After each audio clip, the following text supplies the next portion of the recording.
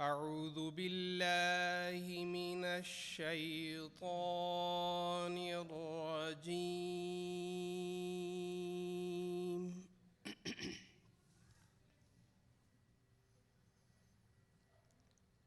بسم الله الرحمن الرحيم.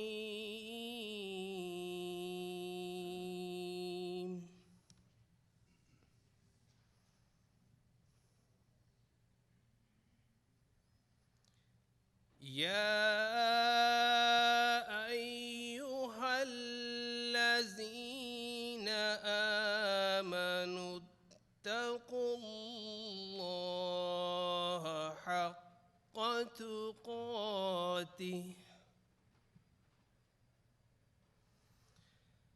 حق تقاته ولا تموتن إلا وأنتم مسلمون.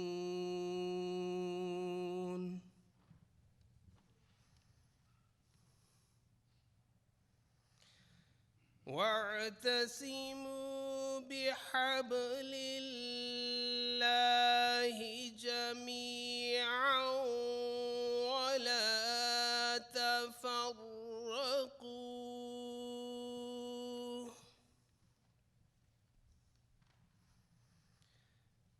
واذكروا نعمة الله عليكم إذ كنتم أعداء فألف بين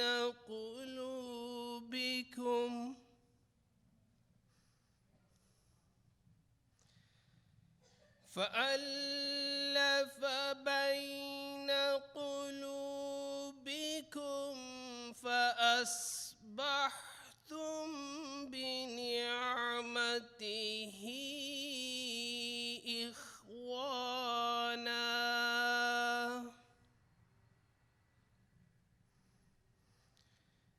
وكنتم على شفا حفرة من النار فأنقذكم منها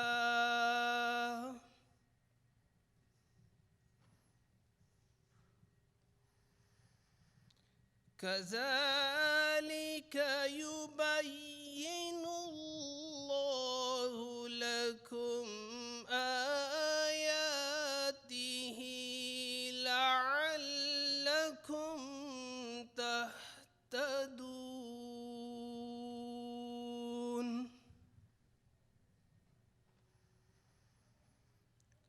ولتكن منكم أمة يدعون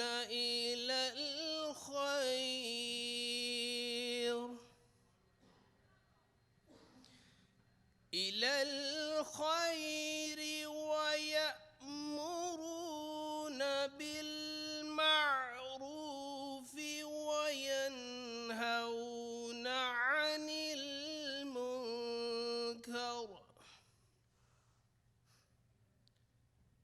وأولئك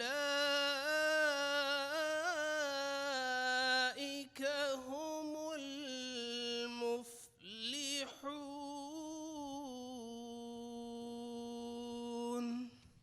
السلام علیکم ورحمۃ اللہ.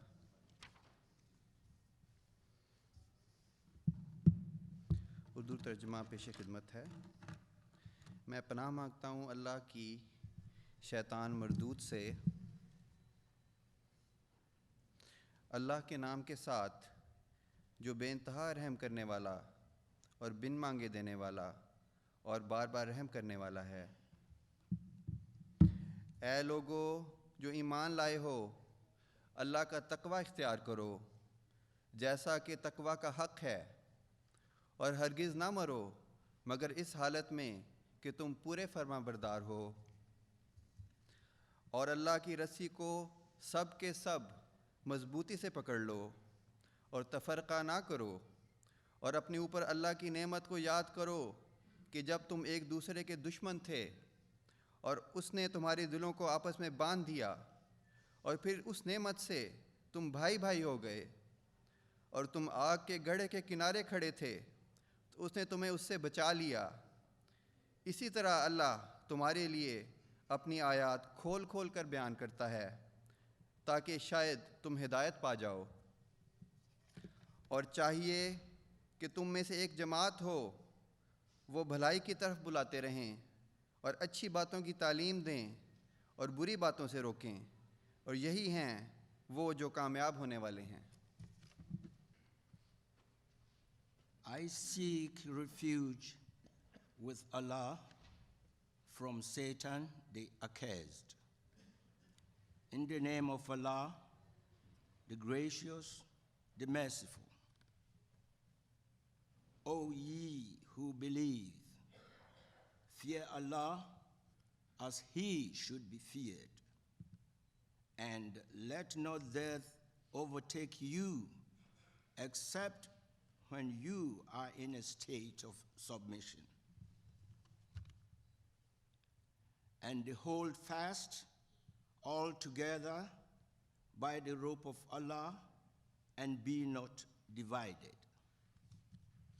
And remember the favor of Allah, which he bestowed upon you when you were enemies, and he united your hearts in love, so that by his grace you became as brothers. And you were on the brink of a pit of fire, and he saved you from it. Thus does Allah explain to you the commandments that you may be guided.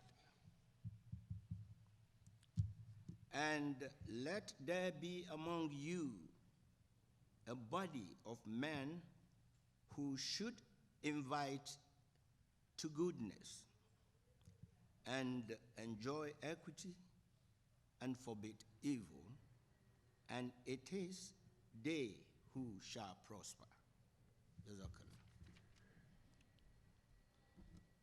پاکیزہ کلام سیدنا حضرت مرزا بشیر الدین محمود احمد خلیفۃ المسیح ثانی المسلم موعود رضی اللہ تعالیٰ عنہ۔ خدا سے چاہیے ہے لو لگانی،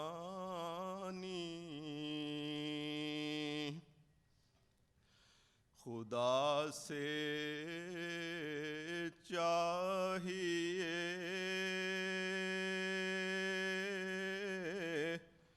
ہے لو لگانی،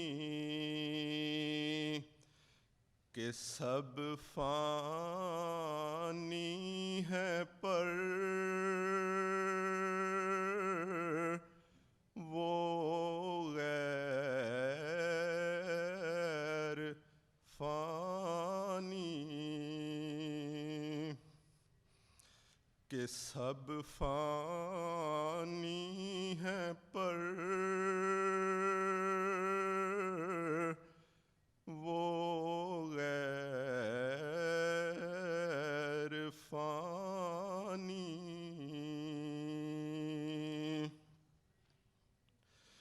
اسی کو پا کے سب کچھ ہم نے پایا، اسی کو پا کے سب کچھ ہم نے پایا،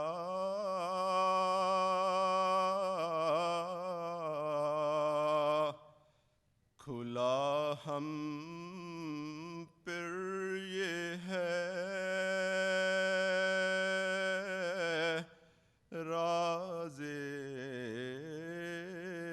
نہانی، کھلا ہم پر یہ ہے راز نہانی، خدا نے ہم کو دی ہے کامرانی،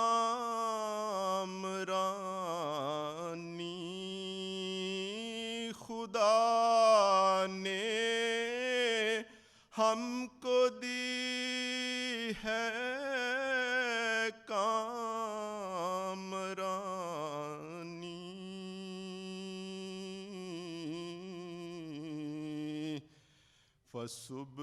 فسبحان الذی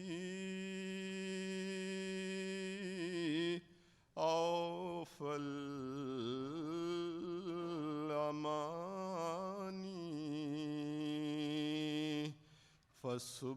فسبحان الذی اوفى الامانی،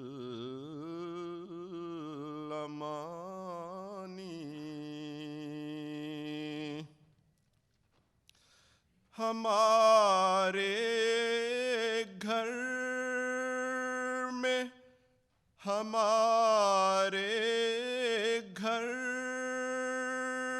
میں اس نے بھر دیا نور، ہمارے گھر میں اس نے بھر دیا نور، ہر ایک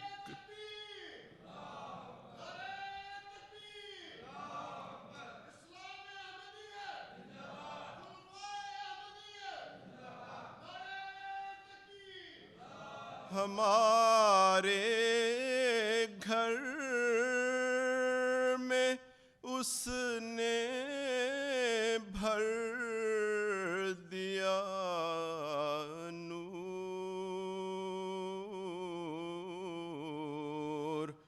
ہر ایک ظلمت کو ہم سے کر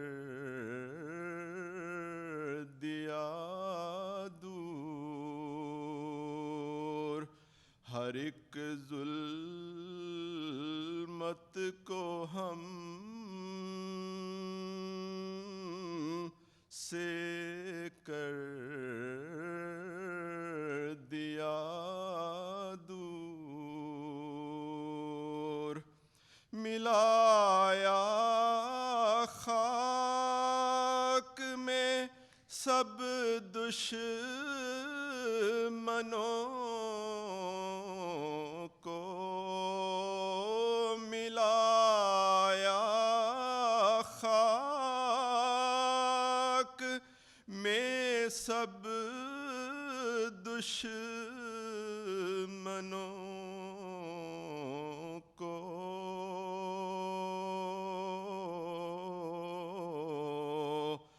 کیا ہر مرحلے میں ہم کو منصور، کیا ہر مرحلے میں ہم کو منصور، ہماری فتح و نصرت دیکھ کر وہ ہماری فتح و نصرت دیکھ کر وہ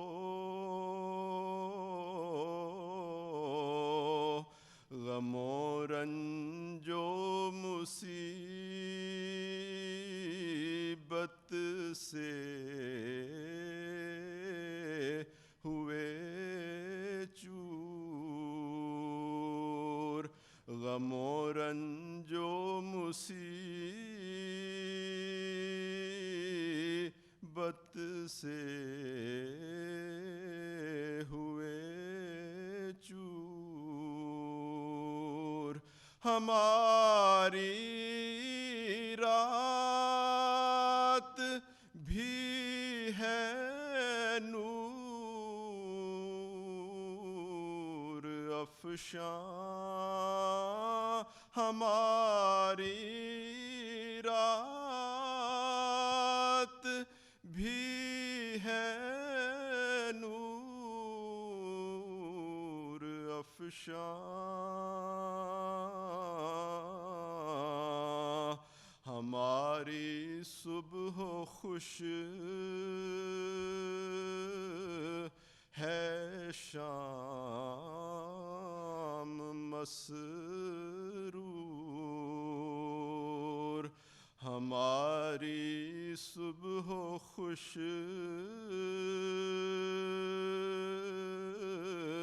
ہے شام مسرور۔ الحمدللہ۔ خدا نے ہم کو وہ جلوہ دکھایا، خدا نے ہم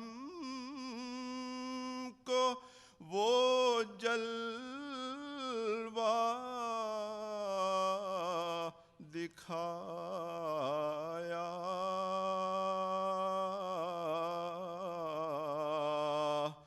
جو موسیٰ کو دکھایا تھا سرے طور، جو موسیٰ کو دکھایا تھا سرے طور، ملے ہم کو وہ استاد و خلیفہ، ملے ہم کو وہ استاد و خلیفہ،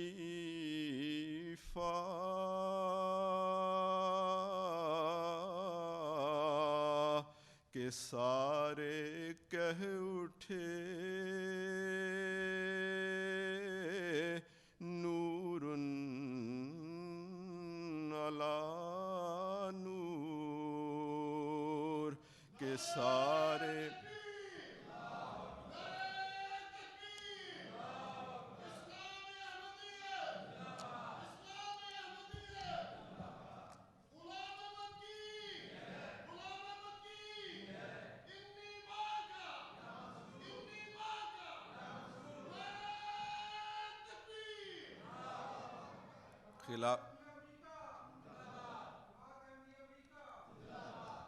خلافت احمدیہ۔ ملے ہم کو وہ استاد و خلیفہ،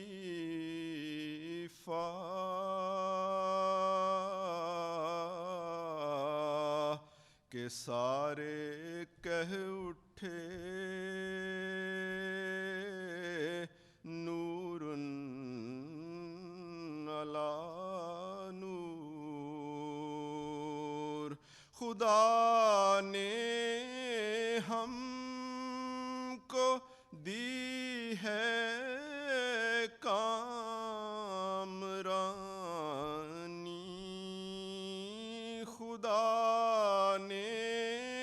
ہم کو دی ہے کامرانی،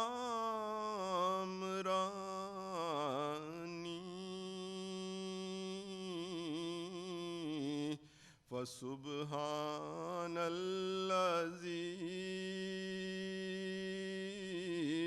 اوفى الامانی،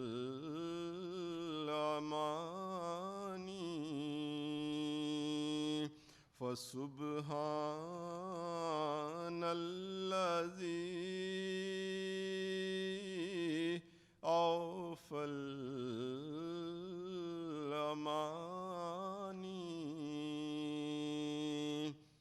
ہماری اے خدا کر دے وہ تقدیر، ہماری اے خدا، ہماری اے خدا کر دے وہ تقدیر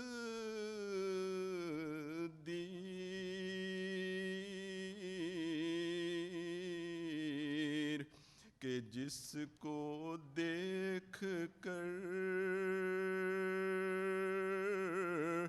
حیران ہو تدبیر.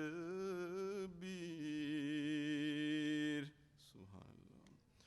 کہ جس کو دیکھ کر حیران ہو تدبیر، ہماری اے خدا، ہماری اے خدا کر دے وہ تقدیر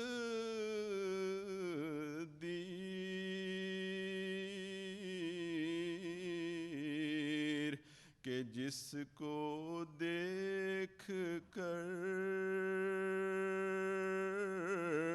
حیران ہو تدبیر. وہ ہم میں قوت قدسی ہو پیدا،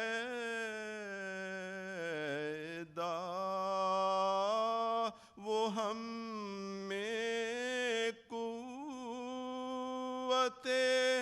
قدسی ہو پیدا،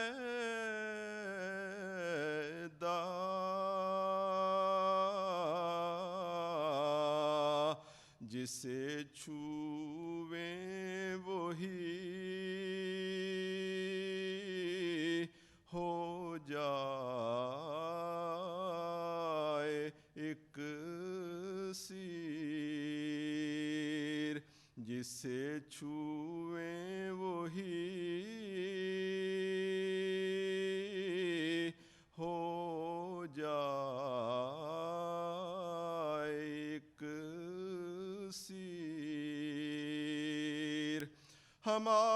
خدا نے ہم کو دی ہے کامرانی،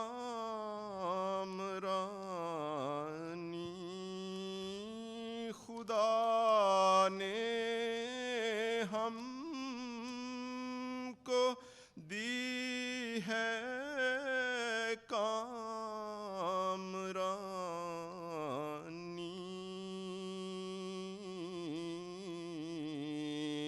فسبحان الذی اوفى الامانی،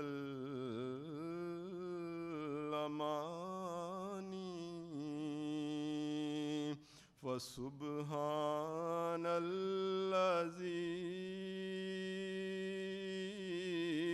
اوفى الامانی،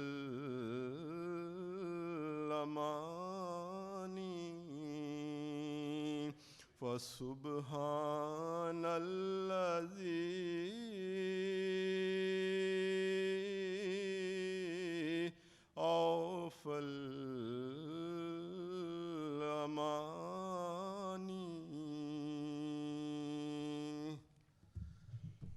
Assalamu alaikum wa rahmatullah. I shall now present to you the English translation of the couplets just recited before you. These couplets are taken from Kalam-e-Mahmud, the collection of poems by the second Khalifa to the Promised Messiah. One should fall in love with God, for no one is eternal except him.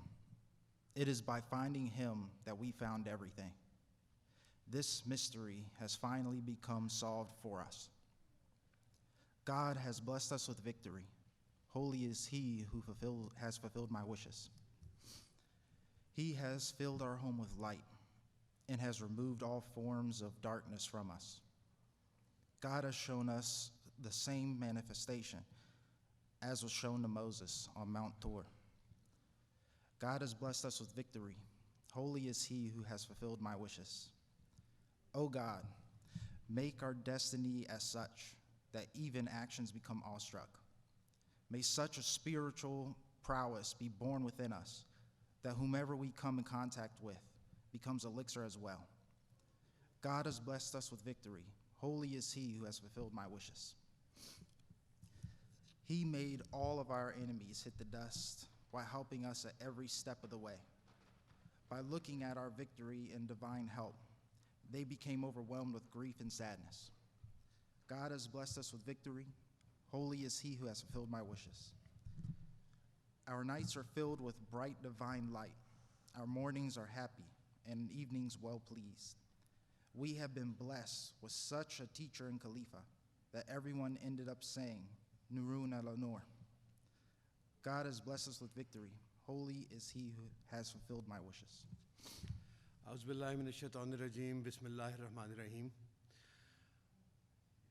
Badaz khuda ba ishq Muhammad mukhammaram. Gar kufr in bawad ba khuda sakht kafiram. In atashi ke damane akhir zaman be sukht. Az behre charash ba khuda nehre kausaram. I would like to present before you some of the highlights of early history of Ahmadiyyat in Islam. So those of you who have the chance to search for books on internet or web or in libraries and would have tried to find, the narration of early history or history especially in the early parts of 20th century, they would find that literally in every single book there is a name that comes up again and again and again. And this name is Hazrat Mufti Muhammad Sadiq Sahib, Razillah Ta'ala. I'm not going to talk about him. The speaker who is going to talk about him is going to come after me. But I'm going to talk about what happened during the life and times of Promised Messiah ﷺ, how he distributed his message, how he conveyed his message to such far corners of the world. Among them, America is obviously one. So I would like to start with a particular dream which has been narrated in various different books of Promised Messiah ﷺ.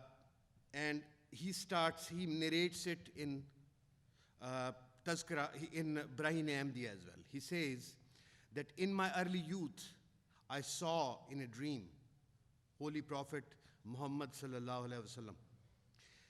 Holy Prophet asked me, "O Ahmad, what are you holding in your right hand?" When I looked towards my right hand, I found that I had a book and I felt that I had written it myself. He said, "Show me your book." When the Holy Prophet took the book, it turned into a delicate and attractive fruit as soon as his blessed hand touched it. Holy Prophet asked me, "O Ahmad, give one of the pieces of this fruit to that dead person who was standing behind me, so that he might draw strength from it." I gave that person who was dead before, but he came and stood behind me. I gave that person a piece, and like a greedy person, that person started eating that fruit immediately. Allah the Almighty then put it in my mind that the dead person in my dream was Islam, and that Allah the Almighty would revive it at my hands through the spiritual power of Hazrat Muhammad sallallahu alaihi wasallam. Then after this, Promised Messiah ﷺ, through his various different books, through his various letters with the help of his companions, in particular Mufti Muhammad Sadiq Saab, he started translating parts of his books into English, and some of those works were sent to certain specific journals all across USA. In particular, a person gave some of those translated portions of Promised Messiah ﷺ's books to New York Tribune. The editor, when he published parts of those works, he wrote that there is a pious Muhammadan prophet in Punjab who says that he is specially inspired to convert Western civilized world to the faith of Islam.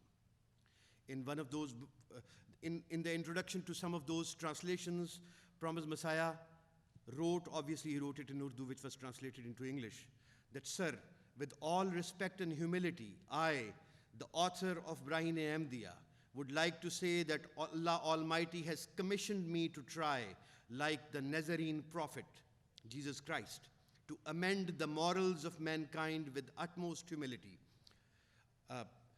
respect, submission, and meekness, and to point out the unacquainted, the straight way by which we can obtain salvation, perceive the manifestation of heavenly life, and by which marks of being loved by Allah Almighty become visible even in this physical world." Then early converts to Ahmadiyyat came. Again, through constant correspondence with them, the word of Promised Messiah ﷺ started reaching the common people. And one of the persons who was inspired by the writings of Promised Messiah ﷺ, his name is Alexander Russell Webb. Although he never directly converted into Ahmadiyyat, but he accepted Islam. And he mentioned in one of his letters of condolences at the demise of Promised Messiah ﷺ, that Hazrat Mirza Ghulam Ahmad accomplished a great undertaking and conveyed the light of truth to hundreds of hearts. More than 20 years ago, I started my correspondence with him, and I have been deeply affected by the fearless earnestness with which he spread the truth. So this was a letter from Alexander Russell Webb, and during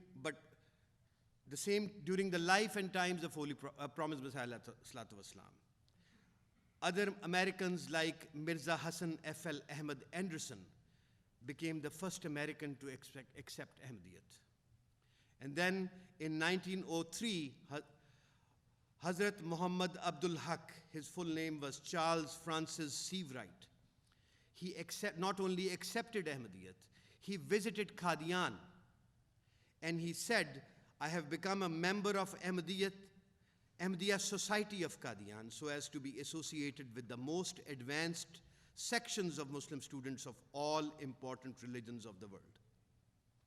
And in 1904, George Baker joined Ahmadiyyat and was mentioned by Promised Messiah ﷺ in the 5th volume of Brahine Ahmadiyya. And he wrote, in his reply to Mufti Muhammad Sadiq Saab, he wrote back that he subscribed to Islamic creed and claimed to be a practicing Muslim and endorsed Hazrat Muslih Maud's work. And then the time came in 1903 for the famous prayer duel with Dr. John A. Dowey. Dr. John A. Dowey was a self-claimed prophet who claimed that he was the forerunner of second coming of Jesus, and he called himself Elijah. And he said that he himself was a prophet. And addressing Muslims, he asked them to embrace Christianity, otherwise, according to him, they would perish from the earth. When Promised Messiah ﷺ came to know about him, he wrote to him to stop his antagonistic remarks about Holy Prophet of Islam. Hazrat Muslim sent a leaflet to Dawi, challenging him to enter into prayer duel. That whoever so that both of them could pray, and whoever was a liar would die during the life of the truthful among them. Dawi died during the life and times of Promised Messiah in March 907. And this was so well publicized that about 100 different articles were published in various different newspapers all across America mentioning this. And then was the time for the first missionary, Hazrat Mufti Muhammad Sadiq Sahab, to come to America. Before I move on, I would just like to mention that one of the founding fathers of America, Benjamin Franklin, once wrote about the kind of religious freedom that he wanted to have in America. He said that we need to have such religious freedom in America that even if the Mufti of Constantinople were to send a missionary to preach Islam to us, he would find a pulpit at his surface. And sure enough, God Almighty, which was preparing the ground of this great country for the message of Ahmadiyyat, sent one of the greatest missionaries to America. Allahumma salli ala Muhammad wa ala. Assalamu alaikum wa rahmatullahi wa barakatuhu. As mentioned by the speaker before me and by Sadr Saab, Hazrat Mufti Muhammad Sadiq Saab Raziyallahu Ta'ala Anhu was the first Ahmadi Muslim missionary sent to the United States to introduce Ahmadiyyat to the Western world. On his own, he directly converted over 1,000 people to Ahmadiyyat in the mere 3.5 years he spent in the United States. Yet, it was through the immense and dedicated persona of the promised Messiah ﷺ that he was propelled to undertake this arduous task. Hazrat Mufti Sahib recounts, "I came from Lahore to Qadian. Upon seeing me, the promised Messiah ﷺ said, 'Sit, I shall bring you food.' I assumed a servant would bring me the food. To my surprise, I see the promised Messiah ﷺ himself bringing me the food. When he saw me, he said, 'Begin to eat. I shall bring water for you.' Without control, tears began to flow from my eyes. I thought, if Hazrat Sahib ﷺ, whilst being our leader, serves us like this, then how much more responsibility do we have in serving one another?" With this incredibly humble act as inspiration, Hazrat Mufti Sahib became one of the most proactive and steadfast companions of the promised Messiah ﷺ, spending his entire life towards the spread of Ahmadiyyat, especially in the Western world. It was in the December of 1919 that Hazrat Mirza Bashiruddin Mahmud Ahmad Raziyallahu Anhu called on Hazrat Sadiq Saab to disseminate the messages of Ahmadiyyat and Islam to America. It was from January 24th to February 15th of that very year that Hazrat Mufti Sahib Raziyallahu Anhu crossed the Atlantic Ocean. He was heading into a frontier of diverse beliefs, faiths, and ideals. The world he was entering was not one kind to those with foreign beliefs or ideologies, especially those beliefs and ideologies which they believed threatened the sanctity of their very nation. Hazrat Mufti Sahib experienced many such hardships, especially from even the beginning, when, as he was crossing that ocean, his ship was caught in a powerful storm. The ship was completely defenseless against the roaring waves of the ocean, prompting Hazrat Mufti Sahib to address the sea itself. Hazrat Mufti Sahib spoke in a resplendent tone, saying to the waves, "O ocean, don't you know that a servant of the promised Messiah ﷺ is riding upon you? not for any personal reason, but in service of Allah's Islam. Will you then stop him? Hazrat Mufti Sahib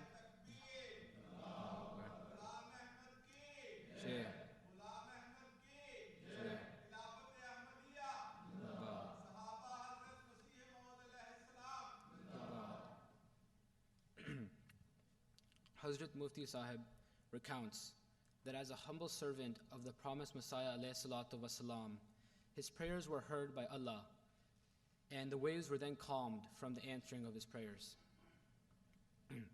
However, even after reaching land, the hardships did not cease. The next obstacle he faced was being arrested on arrival by the American authorities on the grounds that he was in America to preach polygamy. The Immigration Act of 1819 in the United States stated that polygamists, or persons who admit their belief in the practice of polygamy, were to be barred entry into the United States. Fortunately, Hazrat Mufti Sahib Rajillah Ta'ala Anhu was able to argue his case to the court, where he explained the difference between halal and farz actions. Hazrat Mufti Sahib expressed that while Islam makes it permissible for a man to have up to 4 wives, it does not make it necessary or farz. Thanks to his incredible explanation, he was allowed to enter the United States under the constraint that he would not preach polygamy. Even the 2 months that Hazrat Mufti Sahib spent in American federal detainment were not in vain, as he fruitfully and tirelessly preached the message of Ahmadiyyat and managed to convert around 19 inmates before his release in the April of 1920. Upon his release from detainment, Hazrat Mufti Sahib continued his feverish efforts to spread the reach of Islam and Ahmadiyyat. While continuing his writings and orations, he traveled across the United States, starting at the East Coast in the city of Philadelphia. From there, he went north to New York, then Michigan, and at last the city of Chicago, where he established the first American Ahmadi Muslim mosque. Furthermore, his incredible intellect and ability to preach to everyone granted him the attention of anyone he came in contact with. He was an incredibly approachable da'i ilallah, or caller to God, as when he would be walking along a street in his traditional clothing, which would grab the eyes of the passerby, they would stop and comment, "Look, Jesus Christ has come." He would use this as a starting point for his preaching.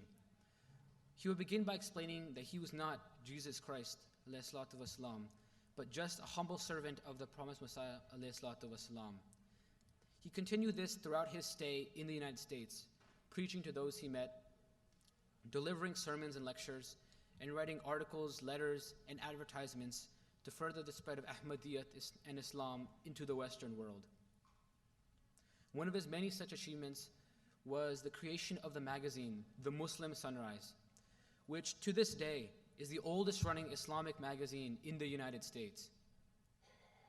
His work did not go unrecognized either by his American audience, as he was awarded an honorary doctorate by Lincoln Jefferson University to commemorate the large impact he had on the spread of Islam and Ahmadiyyat into the Western world.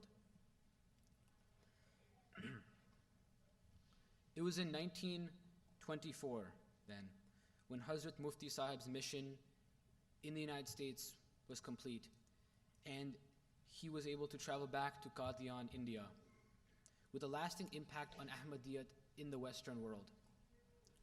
He continued to be active in Tabligh efforts, traveling to other continents and preaching and bringing more people under the banner of Ahmadiyyat.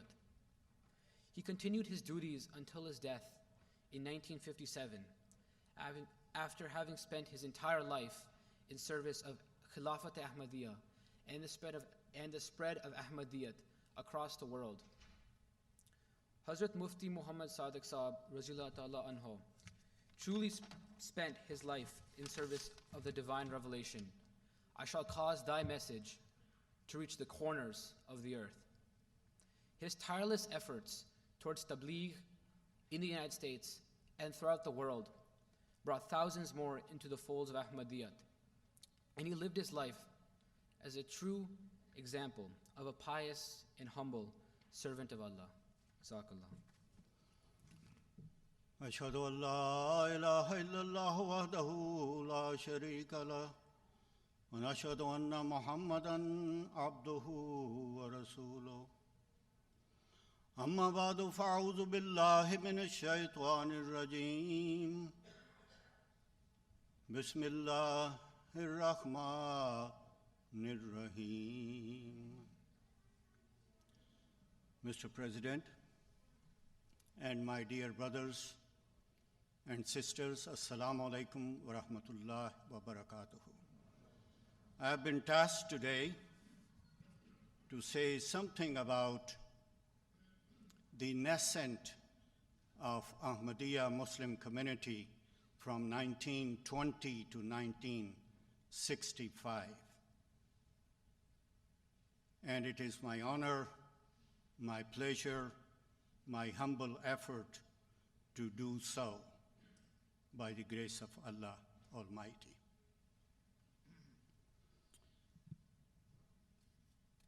I would first of all begin with a revelation vouchsafed to promised Messiah alayhi salam, and it is part of the ayat of the Holy Quran as well. وَجَعَلُ الَّذِينَ اتَّبَعُوكَ فَوْقَ الَّذِينَ كَفَرُوا إِلَى يَوْمِ الْقِيَامَةِ. Prophet Messiah alayhi salam states, and will place those who follow thee above those who disbelieve until the day of resurrection. Promised Messiah continues to say that this was revealed to me repeatedly, so many times that God alone knows the count. This indicates, he continues, this indicates that God Almighty will greatly bless all those friends who follow my way and will grant them victory over those who follow the other ways. This is a promise by God, he declared. This is a promise by God, the contrary of which will never happen. Allahu Akbar.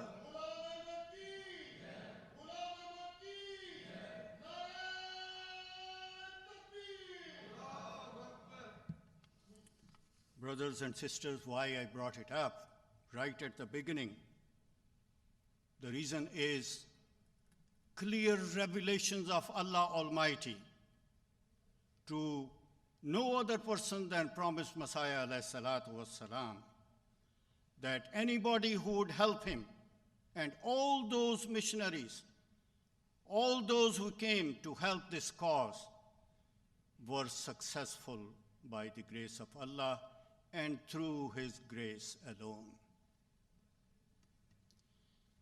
Let me quickly go to another aspect. Today, we know it is February 20, 2020.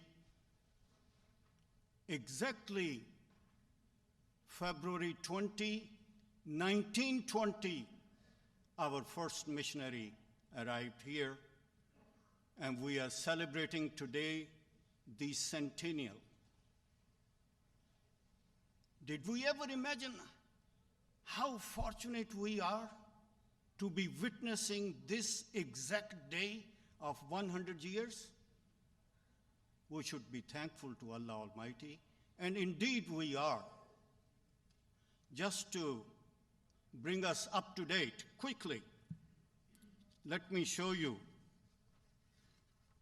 the first page of Al-Hakam. It is dated yesterday. Yesterday means Friday. And it gives us a news about USA Jamaat celebrates 100 years. And in it, it is mentioned, and I like to quote, the writer is mentioning about Hazrat Mufti Sahib, and he continues to say, in terms of giving it a news item, the first step of the representative of promised Messiah and his Khulafa and his Khalifa was the first significant leap for the advent of Islam in modern America. Further, I'm just summarizing some of those. And this is a matter of history now. And well acclaimed these special services which Ahmadiyya missionaries rendered in America. I continue with the same news item. All historians agree that Mufti Sahib's steps on American soil served as the dawn of Islamic identity to the American nation. Again, Yvonne Haddad, with her co-author James Smith, declared that the Ahmadiyya Muslim community was unquestionably the most influential group in African American Islam. Quote,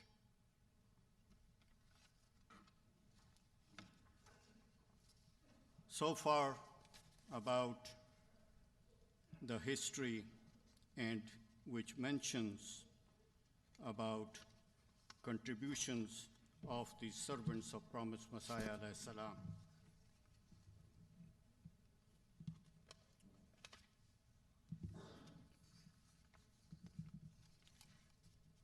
I would now go ahead and present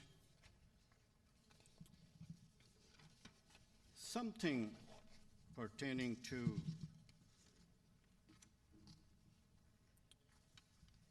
the years after Hazrat Mufti Sahib departed from America.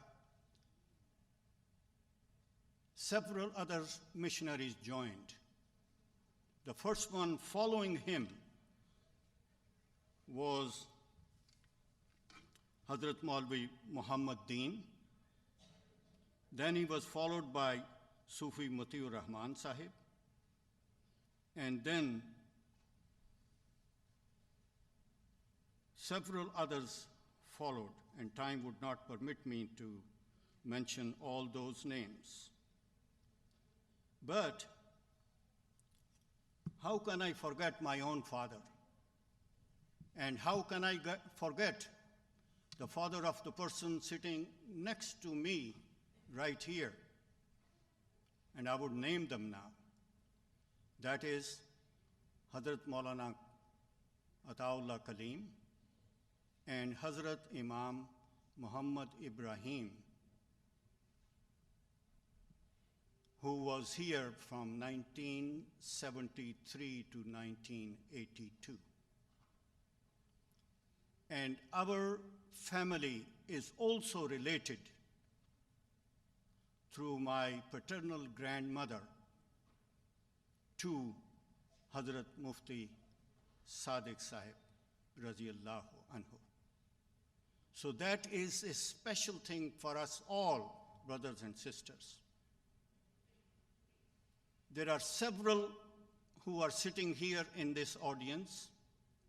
Among them is Shah Sahib. Among them is Sami Sahib. Among them are many others whose forefathers were here, and they taught Ahmadiyyat to America. They brought the message of promised Messiah alayhi salam, and they did their job. Today we are celebrating 100 years. And as I said earlier, we don't know how far we will live, but Did we ever realize that the message of Ahmadiyyat, promised Messiah alayhi salam had himself said, 300 years would not have passed. I don't have time to go through all this. But Ahmadiyyat will stay. The seed has been sown. Nascent has taken place. And we are witnessing the fruits of that. Brothers and sisters, it is our special responsibility that while we listen to the great works of our elders, we know that it's part of history, but it gives us a lot of time to reflect upon those works in the beginning. But at the same time, are we up to the task at this time in 21st century? That is the thing, and that is a topic for another day. But the seed has been sown, and it is going to flourish by the grace of Allah. And may Allah help us all to be part and parcel of that. Ameen. Summa ameen.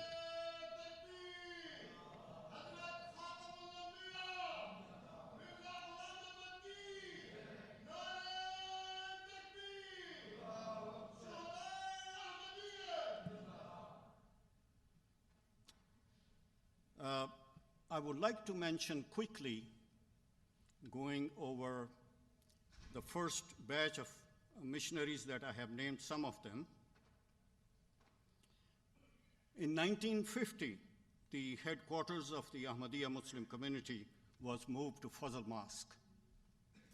And Fazl Mosque is the one which is recognized as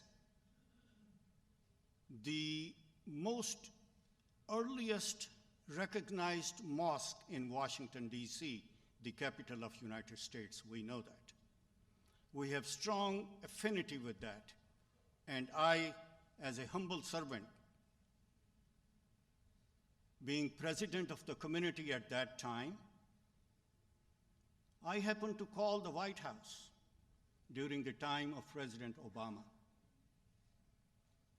And whatever I am, but then Allah gives opportunity to those whom He wills.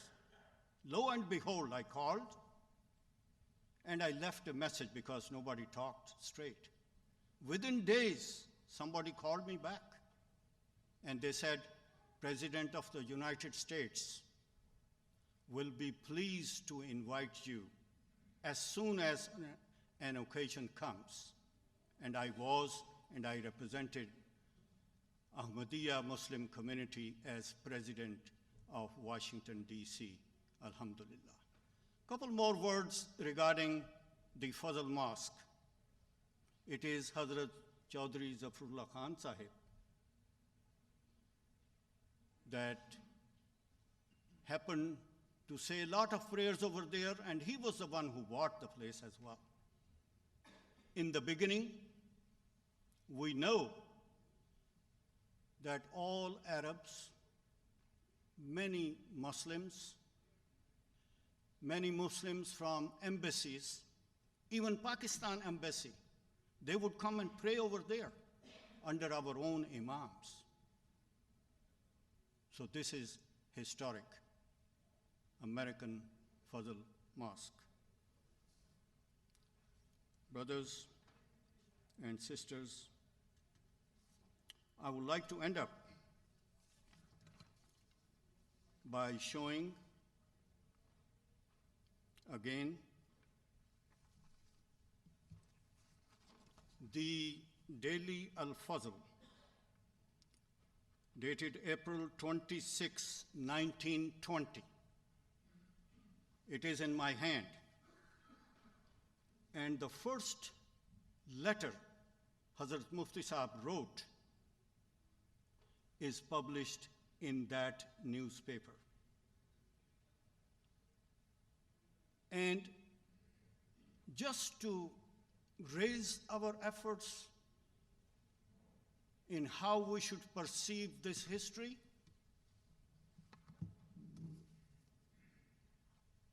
Three pages of Al-Fazl at that time were full of this letter, which he wrote.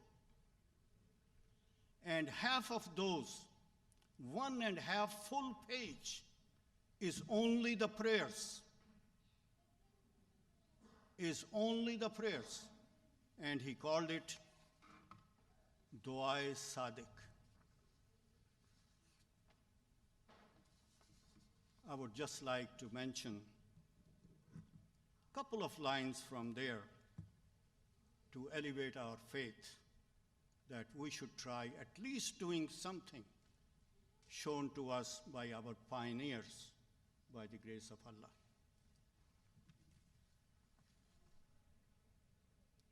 Hazrat Mufti Sahib wrote,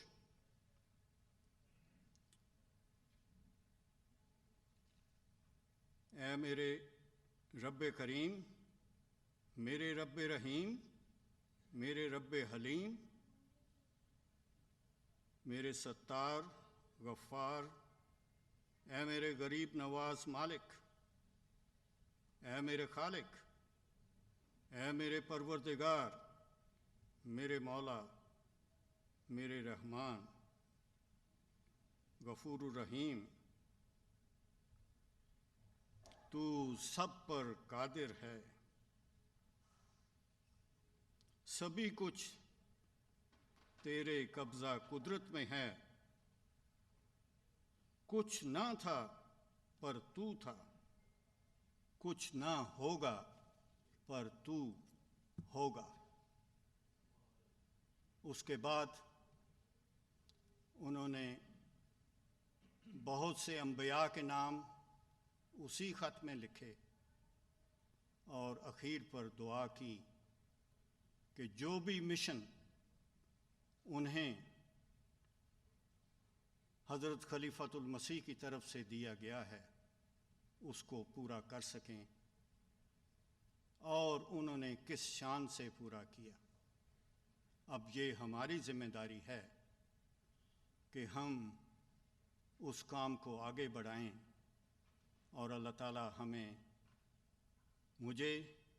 ہمیں ہماری اولادوں کو اور نظام جماعت کو اس کی توفیق بخشے۔ اللہم آمین۔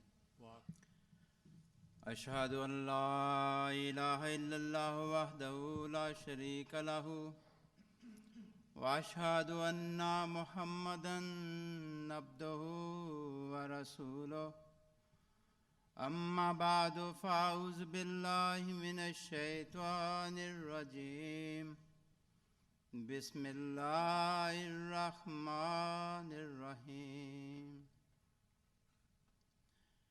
In March 1889, Hazrat Masih Maud alayhi salatu wasalam issued a leaflet in which he stated, God desires to found a community of the faithful to manifest His glory and power. He will make the community grow and prosper to establish the love of God, righteousness, purity, piety, peace, and goodwill among men. This shall be a group of persons devoted to God. He will strengthen them with His own Spirit and bless them and purify them. He shall multiply them exceedingly as He has promised. Thousands of truthful people shall join His ranks. He shall Himself look after them and make the community grow, so much so that its numbers and the progress shall amaze the world. The community shall be a lighthouse so high as to illumine the four corners of the world. The community shall be righteous so high as to illumine the four corners of the world. The members therefore shall serve the models of Islamic blessings. My true followers shall excel every other people. There shall be always rise among them till the judgment day. Personage who will be chosen ones of God in every respect, so as the Almighty decreed. He does, He will. The first formal initiation took place in March 23, 1889, and thus the foundation of Ahmadiyya movement was laid down. The promised Messiah, peace and blessing be upon him, said, Allah divine's powers is manifested twice. I appeared from God as a manifestation, and after me there shall come another person who will be the second manifestation of divine power. And further said, and the coming of that manifestation would be better for you because it will be everlasting, of which the link shall not break until the end of the world. And the second manifestation cannot come except after I am gone. But when I go away, Allah shall send the second manifestation for you, and it shall stay with you forever.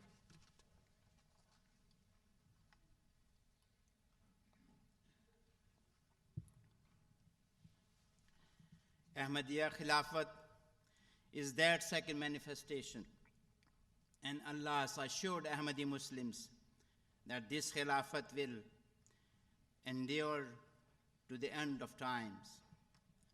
Khilafat provides unity, security, and progress for the Jamaat-e-Ahmadiyya. No other sect in Islam has such strong leadership, nor enjoys such unity and devotion among his followers. The presence of Khalifa is the great blessing from Allah for the Jamaat. He is a spiritual leader and the spiritual father of every Ahmadi, and the beacon light towards which every member looks for guidance. Whenever Khalifa makes a scheme or plan for a community, the community, he does so with the divine guidance and assistance. He is concerned for the welfare of every member of the community and prays for every member. As the supreme head of the Jamaat, Hazrat Khalifatul Masih directs and guides the Jamaat's activities, and all institutions and associations within the Jamaat are under him. Today, Ahmadiyya Muslim community is vigorously pursuing its goal to unite the world under this one spiritual banner.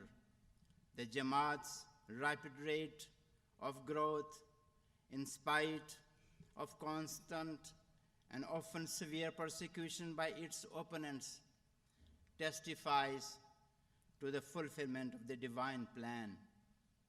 The Ahmadiyya Muslim community progress has remained uninterrupted and is today moving from strength to strength under the dynamic leadership of its present supreme head, Hazrat Mirza Masroor Ahmad, the fifth elected successor of the founder.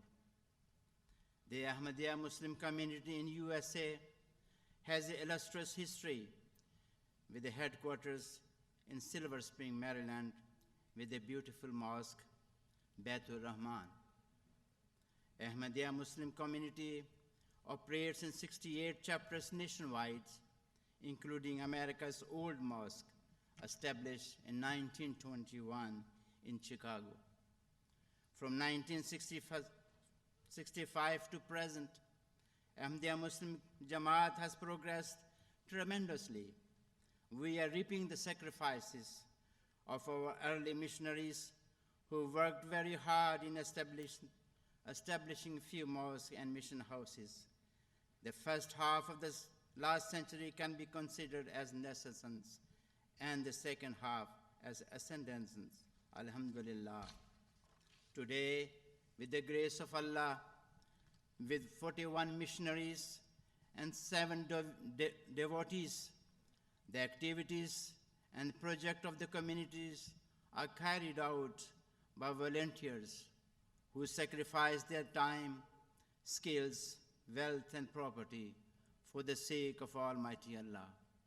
More than 61 mosques and mission houses have been established in the last decade. The Ahmadiyya community is a spiritual organization which is not involved in any kind of worldly business.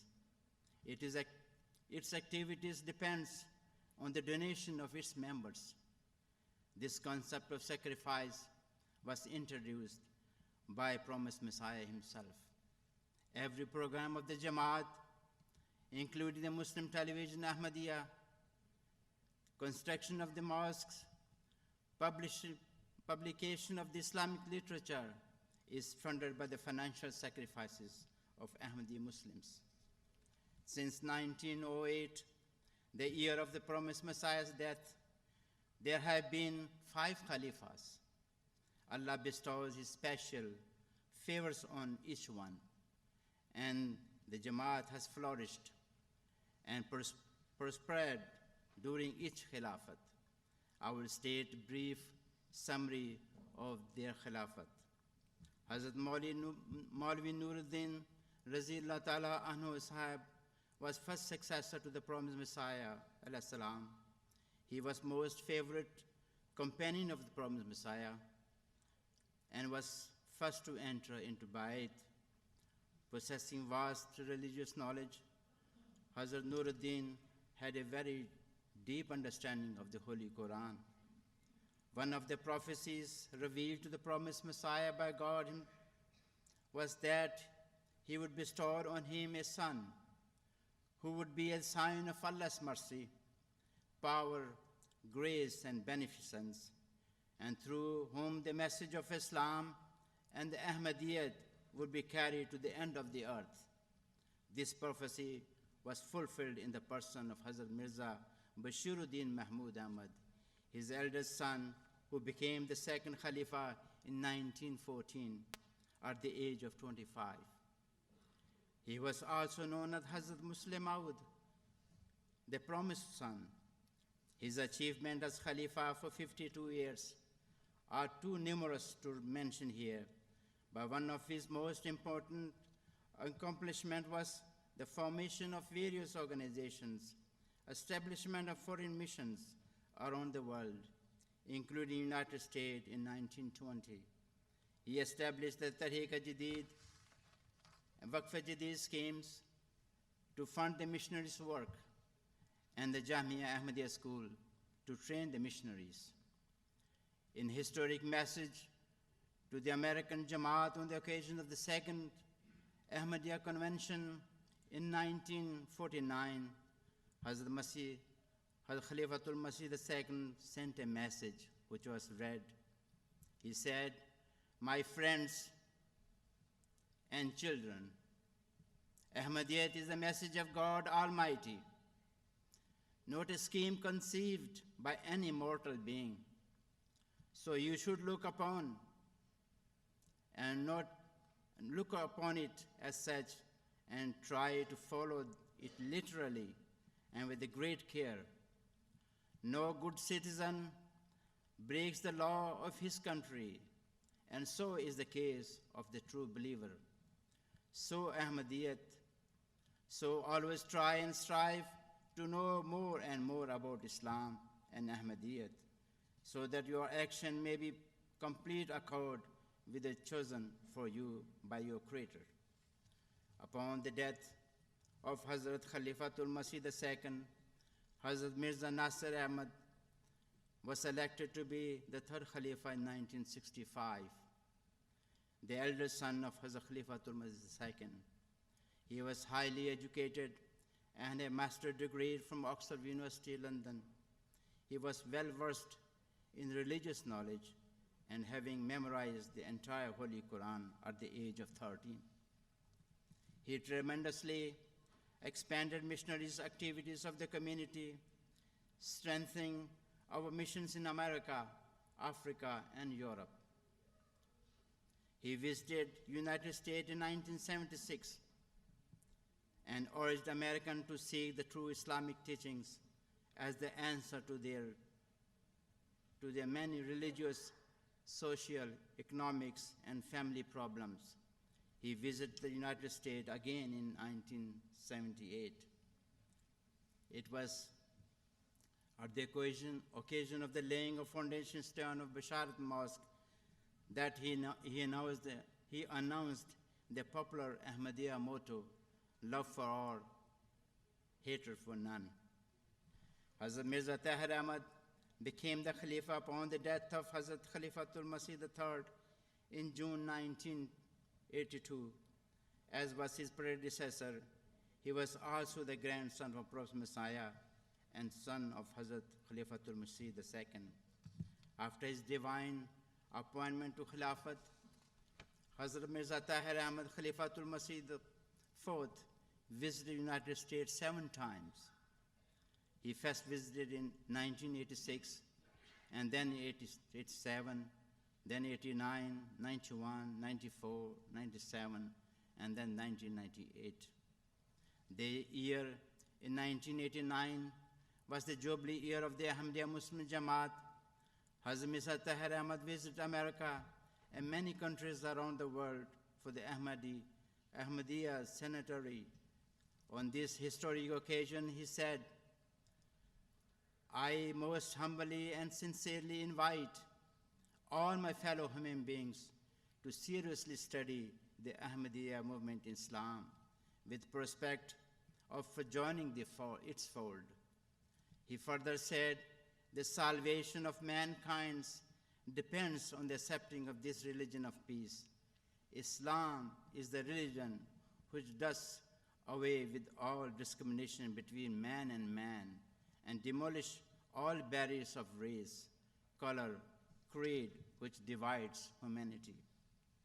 Hazrat Mirza Tahir Ahmad had led the Jamaat to a new level of unity and zeal and progress. More than 1,500 new mosques and missions were established in the last decade. The Holy Quran was translated into more than 50 languages, and the Jamaat grew rapidly. One of the greatest achievements of his Khilafat is the development of the Muslim television Ahmadiyya, and we are benefiting from it on every Friday by listening to our beloved Imam khutbahs. In 208, Hazrat Mirza Masroor Ahmad Khalifatul Masih V and the current worldwide head of the Ahmadiyya Muslim community made his first visit to the United States after the divine appointment as the Khalifa in 2004, after the death of Hazrat Mirza Tahir Ahmad. His visit was a joyous occasion because it was the first visit of Khalifatul Masih. The love and affection of the members of the community towards their Khalifa was evident throughout his visit. In June 2012 was one of the milestone visit of Hazrat Khalifatul Masih. In this year, Mirza Masroor Ahmad Khalifatul Masih presided over the special reception of 140 dignitaries at the Rayburn Gold Room on the U.S. Capitol Hill in Washington, D.C. Leaders and luminaries from all major arenas and strata of influence, foreign and domestic, including 30 members of Congress attended the historic event. U.S. Democratic leader Nancy Pelosi delivered a special welcome to His Holiness and proclaimed in these words, It is an honor to be in the same room with you. Though a man of humble beginning, your leadership has made you a figure of global prominence. Hazrat Khalifatul Masih delivered a keynote address. He said, "The truth is that the peace and justice are inseparable. You cannot have one without the other." He further said, "All claims that the establishment of peace in their primary objectives, yet in general there is a little doubt that restlessness and anxiety is spreading in the world, and so disorder is spreading. This clearly proves that somewhere along the line the requirements of justice are not being fulfilled. Therefore, there is an urgent need to try and end inequality wherever and whenever it exists."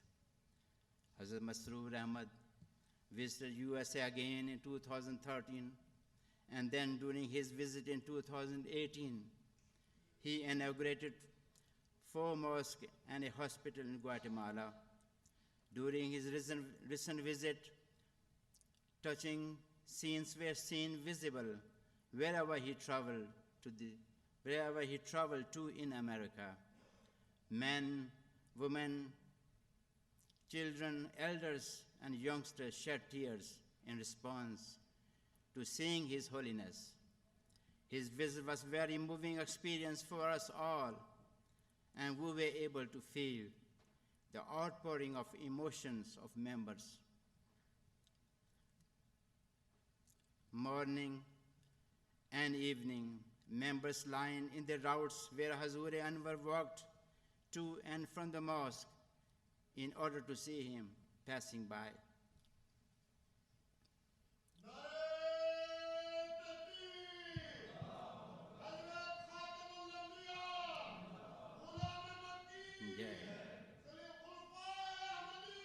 Zindabad. Zindabad.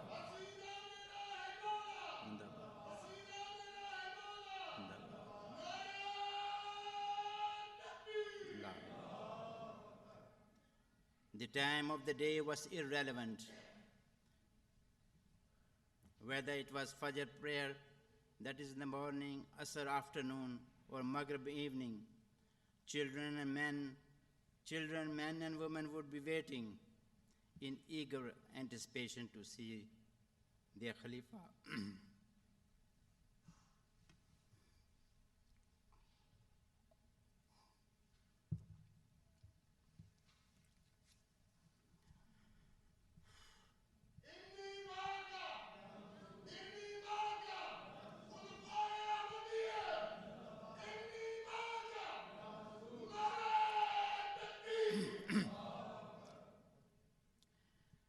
I cannot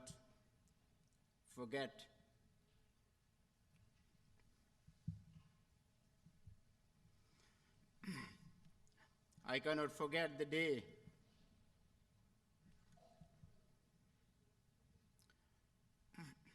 Hazrat Khalifatul Masih came to South Virginia to inaugurate this mosque, Masroor Mosque. The enthusiasm of the members of the Southern Virginia cannot be described in words.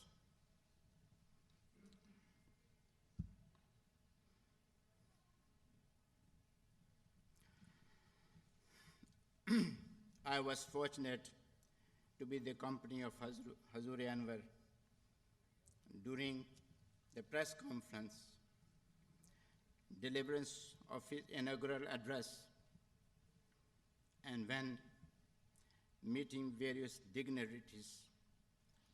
I was especially impressed by their humility when these dignitaries were in his presence. Furthermore, whatever subject Hazur Anwar spoke on, his advice would always be with a reference to the teaching of Islam and love for the fellow human beings. Ahmadiyya community exists in 151 countries throughout the world, and each country is organized in the same way. Hazrat Khalifatul Masih approves the appointment of an Amir for each country, who is the administrator head of the Jamaat in that country. The Amir heads the National Amla, or executive body, which consists of national secretaries of various departments. A local Jamaat may be set up with the permission of the Amir, where 3 or more subscription-paying members resides. Each Jamaat elect a local president and the local executive body.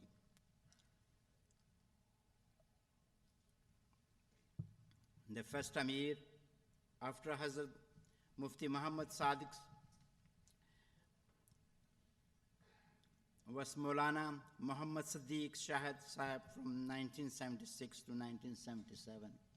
And I will request the audio video to please bring the list of these pioneer Umara of the United States on the screen, please.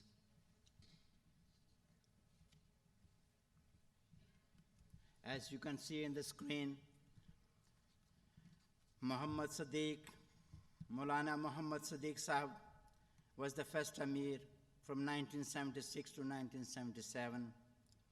And my father, Maulana Ataullah Kalim Sahib, from 1977 to 1978. And Sayyid Mir Mahmud Nasir Sahib from 1978 to 1979. Then again, Maulana Ataullah Kalim Sahib from 1979 to 1983. Maulana Sheikh Mubarak Ahmad Sahib from 1983 to 1989. Mirza Muzaffar Ahmad Sahib from 1989 to 2003. Dr. Ehsanullah Zafar Sahib, 2003 to 2016. And now we have Amir of USA, Mirza Maghfoor Ahmad Sahib. From the screen, you can see the tenure of various missionary in charges. You see Azhar Hanif Sahib at present, then Nasim Mehdi Sahib, and going all the list down. And my father was also one of the missionary in charge, which was in 1977 to 1978.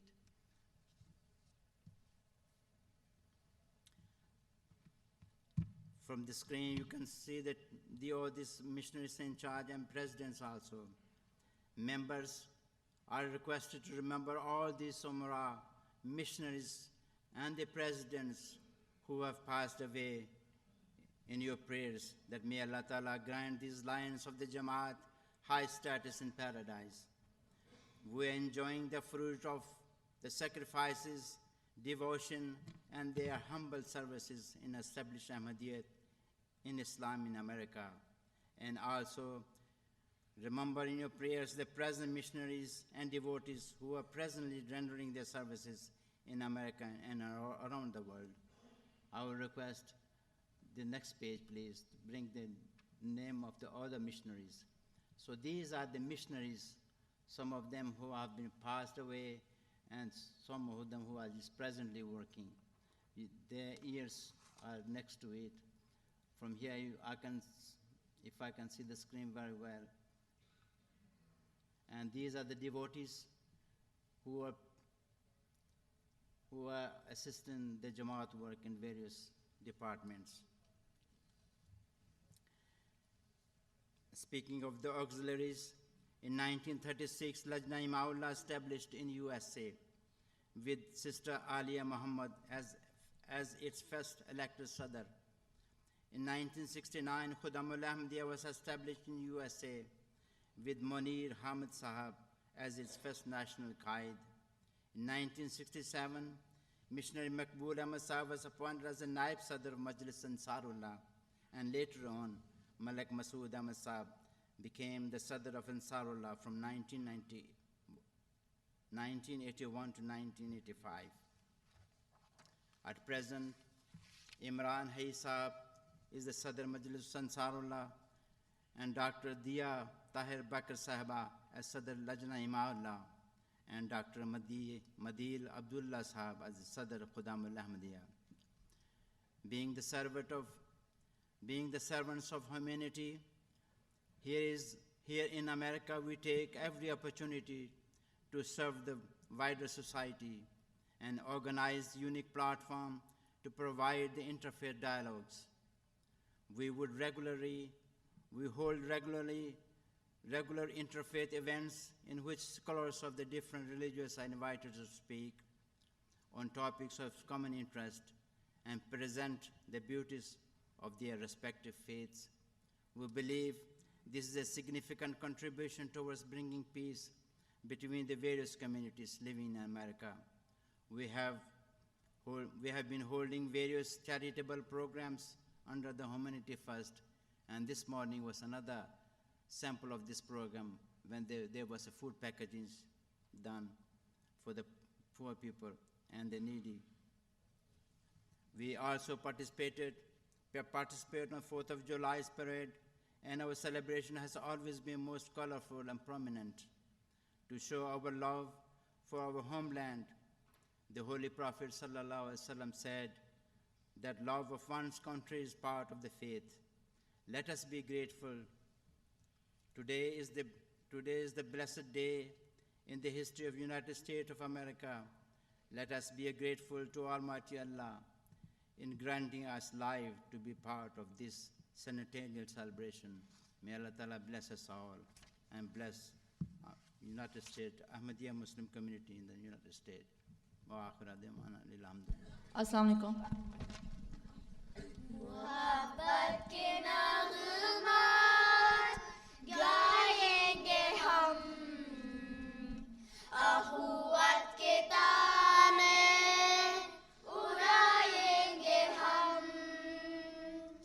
मोहब्बत के नग़मात गाएंगे हम,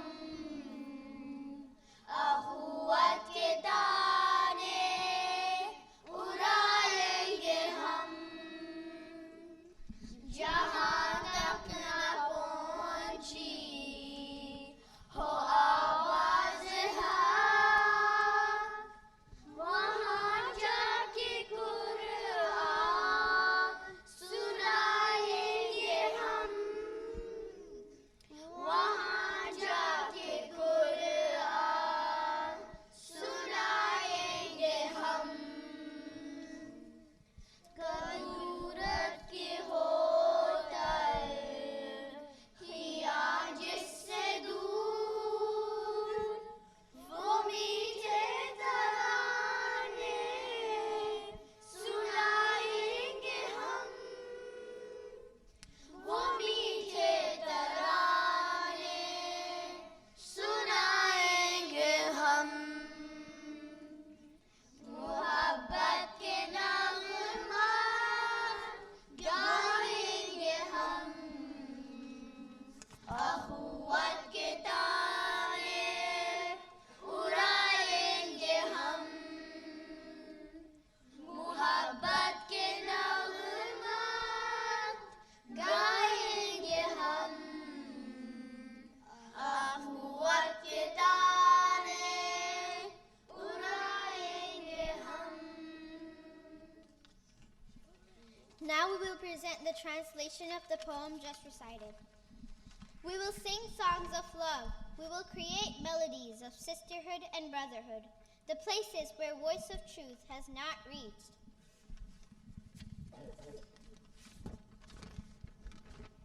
We will go there and recite Quran.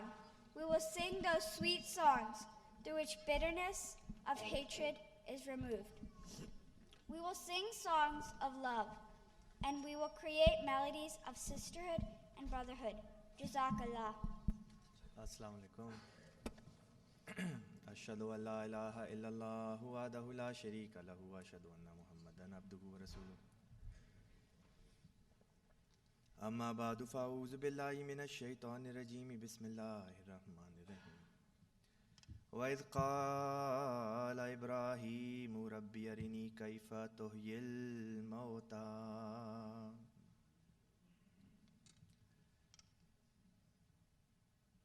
And remember the time when Abraham said, My Lord,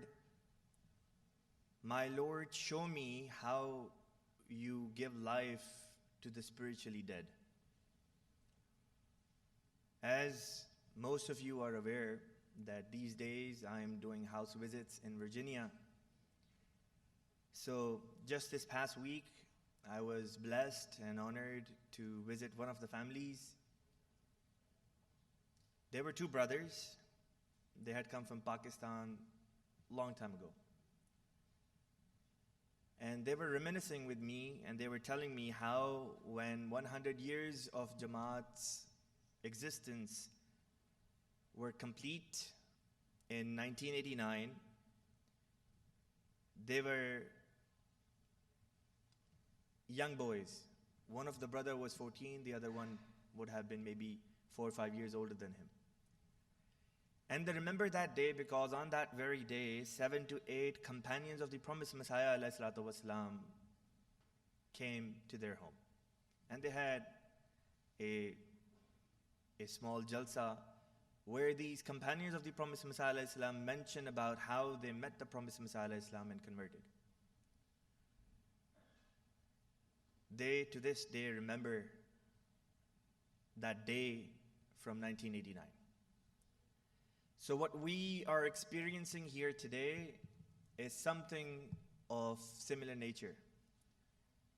The establishment of Jamaat in the United States of America for 100 years. This isn't just the end of 100 years, this is also the beginning of the next 100 years. Yesterday after Fajr Namaz, one of my good friends who's very dear to me approached me after Salat and he said that he is very depressed. He said he's very worried and he asked me point blank, he said, Murabbi Sahab, what do you think? What are we exactly celebrating here? He said, what is it that we are celebrating here? Are we celebrating the fact that now we have 50, 60, 100 mosques and mission houses across the country? What's the yardstick? How do we measure? How do we gauge our success? How do we gauge our progress? Is it by the number of Ahmadis that are now in this country through conversion, migration, and birth? Or are we measuring our success by way of financial sacrifices and our annual budget, which at one point used to come from Qadian, and now we're self-sufficient. Not only self-sufficient, but we are able to even provide help to some of the other countries. How do we gauge success? You know, this man, he's a namazi, he shows up for namaz every single day, does not miss his prayers. So I know that he was not worried about his own salat, he was worried about the salat of other people who weren't coming to the masjid. I know for a fact that this man pays chanda to the dot, to the cent that he makes, he pays chanda on it, keeping Allah Ta'ala as his witness. Because he knows chanda is not a tax, just the same way we know that namaz is not a tax. But it's not his own chanda that keeps him up at night. It's the fact that even now, almost 4 months into this exercise, 50% of our members haven't even submitted their budget. So it got me thinking, how do we gauge success? How do we measure it? What's the yardstick here? So I asked a local Ahmadi businessman last night. I met him in my office and I asked him, how do you gauge success? What does success look like? You're a business person. Every year you close the books. So when you close the books at the end of each year, what is it that you look for? He said that when they close their books at the end of each year, they don't only look at the positives, but they also look at the negatives, the shortfalls, the mistakes, the errors they made, so that they can make sure that the same errors and mistakes are not replicated moving forward. Without this step, he said, no real progress can ever be made. Otherwise, we will just be taking one step forward and 2 steps backward. And I couldn't agree more. So, these 100 years have brought many successes to us. Alhamdulillah. Allah Ta'ala says, لَإِن شَكَرْتُمْ لَأَزِيدَنَّكُمْ. If you're grateful, if you do shukr, then I will give you even more. I'll bless you even more. But what is shukr? What is gratitude? Gratitude stems from introspection. You look within, and that's where shukr comes from. So now the question, what does the 2nd century of Ahmadiyyat hold in store for us and for our future generations here in these United States of America? May Allah Ta'ala bless my beloved teacher and my Jamia principal, Maulana Mubarak Nazir Sahab, with long and healthy life. I remember one day he came to Jamia and he addressed us and he shared an anecdote which became etched, imprinted on my mind. To this very day, I remember it. He said that there was an old man planting a tree, planting a seed in the ground, and there was a youngster walking by, a young lad, who in a very, mocking manner said, "Old man, why are you planting this tree? Why are you planting this seed when you won't even live to eat from its fruit?" The old man very aptly replied, he said, "My dear son, I ate from the fruit of the tree that my ancestors planted. And here today I am sowing the seed of the tree that my children and their children will eat from."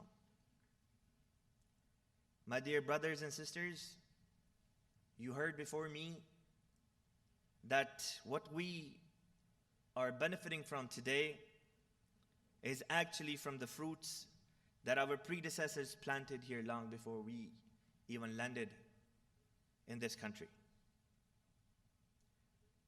Begs the question, the real question, the million-dollar question. What are we leaving behind for our successive generations? We know what Maulana Ataullah Kaleem Sahib Rahimahullah left for us. We know what Maulana Sheikh Mubarak Sahib left for us. We know what Hazrat Mufti Muhammad Sadiq Sahib Razillah Ta'ala left for us. We know what Hazrat Sufi Mutiur Rahman Bengali Sahib left here for us. The question is, what will my children and your children and the children of our children, when they look back, what would they say about us? What is it that we left for them? What's our legacy? Is our legacy that 70% of our members are marrying outside Jamaat? Is that our legacy? Like how Amir Sahib mentioned, that if 70% of our children are marrying outside or converting someone for the sake of shadi, then the children which are going to be born as a result of those shadiyan, he said, if you think that those children are going to be MDs, then you're highly mistaken. So what's our legacy? We heard about the legacy of Hazrat Mufti Sadiq Sahib Razillah Ta'ala. So what's going to be our legacy? Some really tough questions for us to ponder over. When Hazrat Mufti Sahib Razillah Ta'ala came here exactly 100 years ago, he did not know what this country had in store for Jamaat. He was working in the dark. He did not know how he would be met and where Ahmadiyyat would be in 100 years. But we know exactly what will happen in the next 100 years. Hazrat Masih Maud alayhi salatu wasalam stated, and this is in Urdu, he said, "Agar koi markar वापस आ सकता, तो वो 2-3 सदियों के बाद देख लेता कि सारी दुनिया अहमदी कौम से इस तरह पुर है जिस तरह समंदर कतरात से पुर होता है." Promised Messiah alayhi salatu wasalam stated that if it was possible for someone who has passed away to come back to life, they would have seen, they would have witnessed with their own eyes that within 200 years or so, there would be Ahmadis everywhere, the way you have droplets of water in the entire ocean. Similarly, the second caliph to the promised Messiah, alayhi salatu wasalam, Hazrat Khalifatul Masih Sani, Hazrat al-Muslih al-Ma'ud radiyallahu ta'ala anhu stated, जब 100 साल का ज़माना पूरा हो जाएगा, उस वक्त जमात का फ़र्ज़ होगा कि अज़ीमुश्शान जुबली मनाए. उसके बाद जो लोग ज़िंदा रहेंगे, वो इंशाअल्लाह वो दिन भी देख लेंगे जब सारी दुनिया में अहमदी ही अहमदी होंगे इंशाअल्लाह.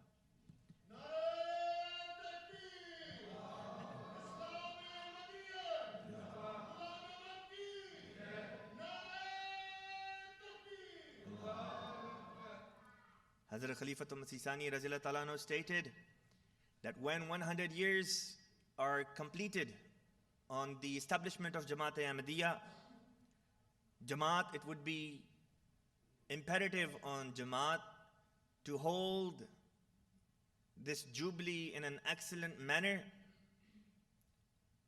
Those Ahmadis who would survive and who would live to see beyond the first 100 years of Ahmadiyyat, they would witness this phenomena that there would be Ahmadis everywhere in the world. The third caliph, Hazrat Khalifatul Masih Salih rahmatullah alayhi said, Ahmadiyyat ki agli sadi ghalba-e deen haq ki sadi hogi. He said that the next century of Ahmadiyyat is going to be the dominance of Ahmadiyyat, the true Islam.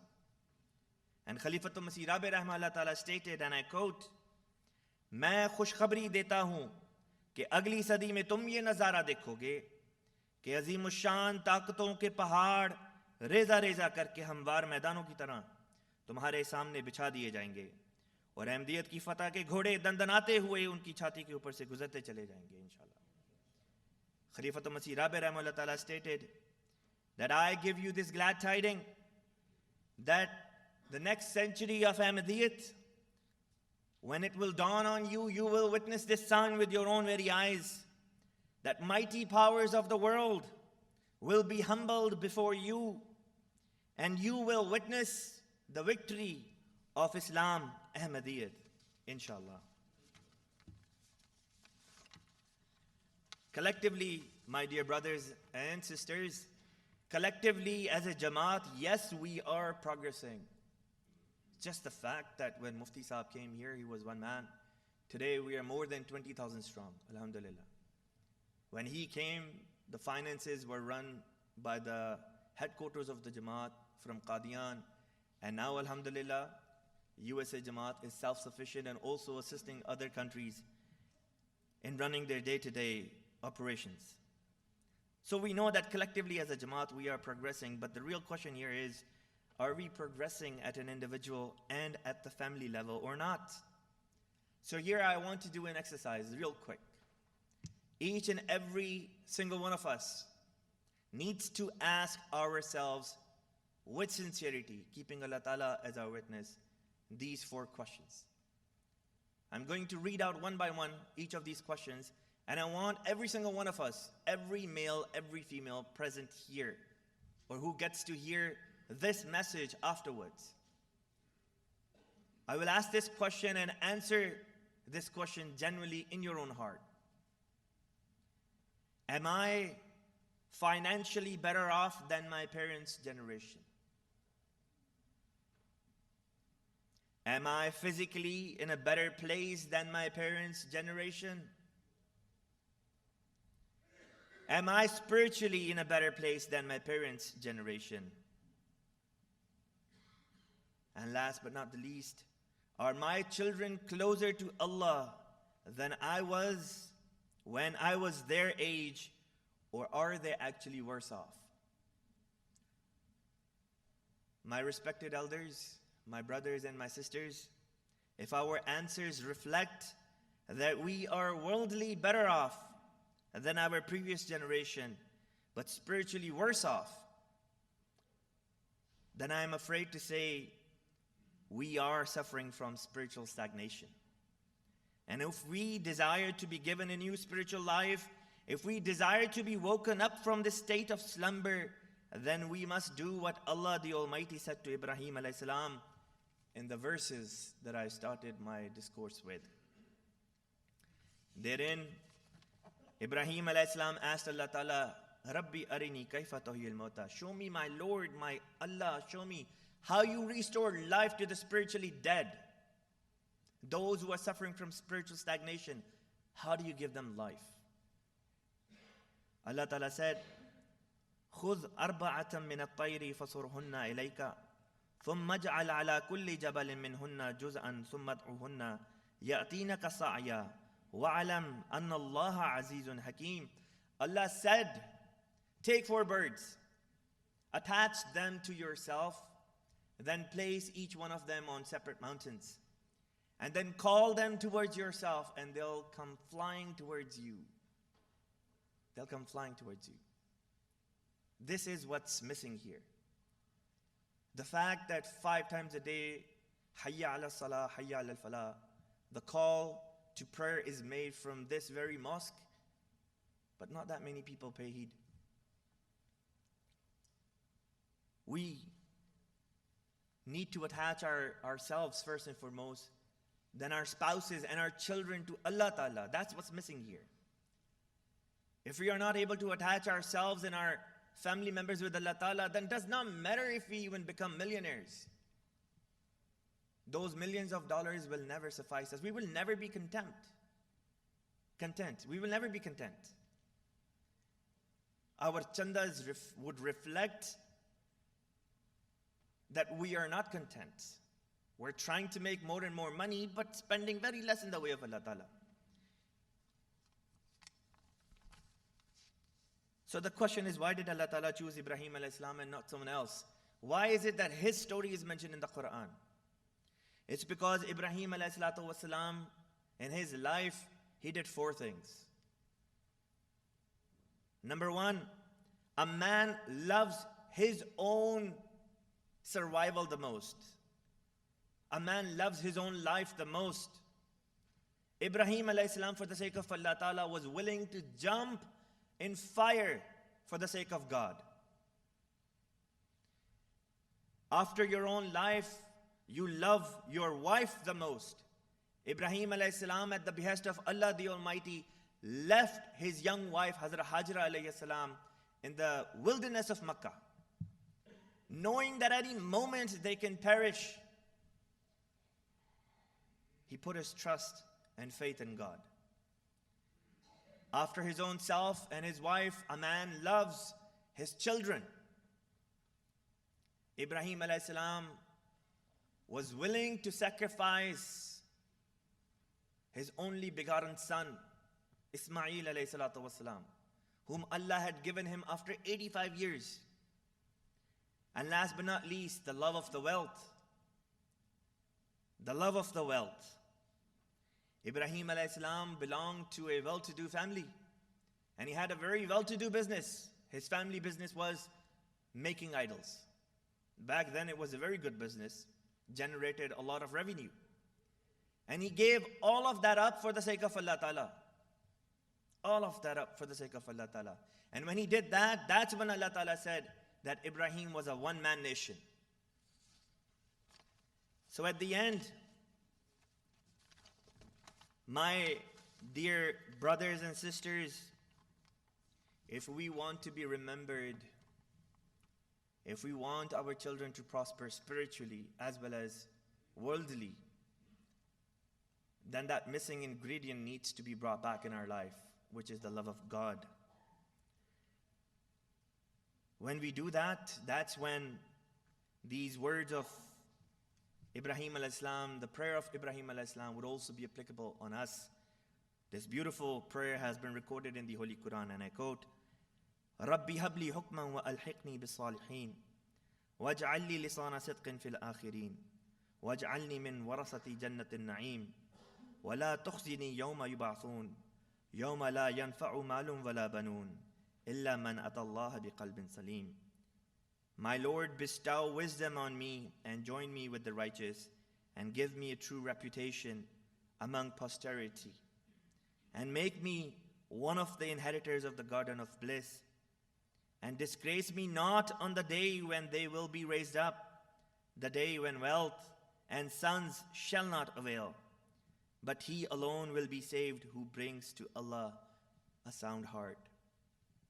تو میرے دل کی ششجہات بنے، ایک نئی میری کائنات بنے، سب جو تیرا ہے لاکھ ہو میرا، تو جو میرا بنے تو بات بنے، نیچ ہے تجھ سے منقطع ہر ذات، جس کا تو ہو اسی کی بات بنے. وآخر دعوانا ان الحمدللہ. For the 7 سالہ جوبلی کے موقع پہ حضرت خلیفۃ المسیح الخامس سیدہ اللہ تعالیٰ بن نصر العزیز کی طرف سے ایک پیغام موصول ہوا تھا جو انگلش میں کل جمعے پہ پڑھ کے سنا دیا گیا تھا. مربی صاحب کی ہدایت کے مطابق میں اردو میں حضرت صاحب کا پیغام آپ کی خدمت میں پیش کر دیتا ہوں. حضور نے فرمایا: مکرم امیر صاحب جماعت امریکہ، السلام علیکم ورحمۃ اللہ وبرکاتہ. آپ نے جماعت احمدیہ امریکہ کے قیام کے 100 سال پورا ہونے پر اظہار تشکر کا دن منانے کے لیے جماعت امریکہ کے نام پیغام بھجوانے کی درخواست کی تھی. حضرت مفتی محمد صادق صاحب رضی اللہ تعالیٰ عنہ آج سے ٹھیک 100 سال پہلے 15 فروری کو امام الزمان حضرت اقدس مسیح موعود علیہ الصلوۃ والسلام کا جو پیغام لے کر وہاں گئے اور جس روح اور جذبے سے انہوں نے کام کیا، وہ بہت سی سعید روحوں کو اسلام احمدیت میں داخل کیا. افسوس کہ ان کے بعد وہ نسلیں احمدیت سے دور ہوتی چلی گئیں اور جماعت سے سنبھالی نہ گئیں. اس پس منظر میں اس موقع پر ایک تو میرا آپ کو پیغام یہ ہے کہ آپ بھی آج اسی جذبہ اور روح کے ساتھ ایک پھر امریکن قوم کو اسلام احمدیت کا پیغام پہنچانے کے لیے اپنی تمام تر استطاعتوں کے ساتھ مصروف عمل ہو جائیں، اور دوسرے ان سعید روحوں کی وہ نسلیں جو پہلے ہم سے سنبھالی نہ گئیں، انہیں تلاش کر کے انہیں واپس لائیں اور ان سے رابطہ کر کے ان کو دوبارہ احمدیت کی آغوش میں لائیں. جس طرح کہ میں نے گزشتہ ایک سفر کے دوران پہلے بھی وہاں کے ان ابتدائی احمدیوں کی نمائش میں لگی تصویریں دیکھ کر آپ لوگوں کو ان سے رابطہ کرنے کا کہا تھا. اس لیے اب یہ 100 سال گزرے ہوئے 100 سال منانے کے لیے نہ ہوں، اس لیے اب یہ 100 سال صرف گزرے ہوئے 100 سال منانے کے لیے نہ ہوں، بلکہ ایک نئے جذبے کے ساتھ احمدیت کی تعلیم اور تبلیغ کو پھیلانے کے لیے اپنے آپ کو وقف کر دینے کے لیے ہوں، اور حضرت مفتی محمد صادق صاحب رضی اللہ تعالیٰ عنہ والے اس جذبہ اور روح کو اپنے اندر زندہ کر کے سعید روحوں کی تلاش کا کام کرنے کے ہوں، تاکہ آئندہ جس طرح وہاں جماعت پھیلے اسی طرح ان کی تعلیم اور تربیت کے انتظام بھی ہوتے رہیں. اللہ آپ کو اس کی توفیق دے اور ساری امریکن جماعت کو مل کر اس مقصد کے حصول کے لیے محنت اور کوشش کرنے کی ہمت اور طاقت عطا فرمائے، تاکہ جلد یہ ملک بھی اسلام احمدیت کی آغوش میں آ کر اللہ اور اس کے رسول صلی اللہ علیہ وسلم کے نور سے منور ہو جائے. آمین. والسلام. خاکسار مرزا مسرور احمد، خلیفۃ المسیح الخامس. جزاکم اللہ احسن الجزاء. I would request Murabi Sahib to please lead in silent prayer.